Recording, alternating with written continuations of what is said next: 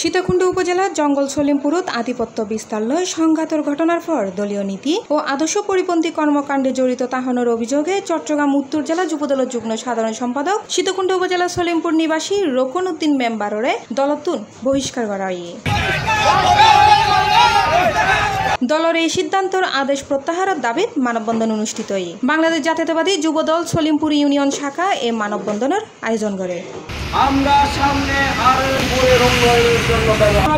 অক্টোবরের 13 তারিখ সোমবার সকাল 10:30 টন বেলা 11টা পর্যন্ত ফৌজদারহাট লিং রোড এলাকাত ডাহাতুন চট্টগ্রাম মহাসড়ক 1 ঘন্টা ব্যাপী এই মানববন্ধন অনুষ্ঠিত হয়। এন্ডে শত শত দলীয় নেতাকর্মী অংশ লয়। মানববন্ধন শেষে এক বিক্ষোভ মিছিল অনুষ্ঠিত হয়। মিছিল লিং রোড উত্তন শুরু করি ফকিরাড়ত যায় শেষ হয়।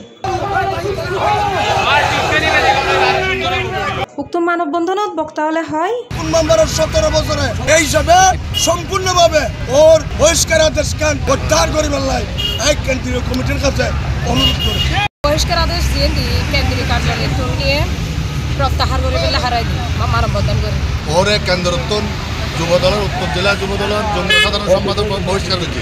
আমরা ওনার এই বহিষ্কার আদেশ প্রত্যাহারের জোর দাবি জানাচ্ছি। প্রবীণ রাজনৈতিক ও সমাজসেবক লোকমান হাকিমের সভাপতিত্বে এবং মাহমুদুল হাসান বাদলের সঞ্চালনায় বক্তব্য রাখে যুবদল নেতা সাদাত হোসেন শমীর, মঞ্জুরুল ইসলাম, মিজানুর রহমান রাজু, জাফর আহমেদ, আলী আকবর, জসিমউদ্দিন, মহিউদ্দিন সহ বিভিন্ন নেতাকর্মী।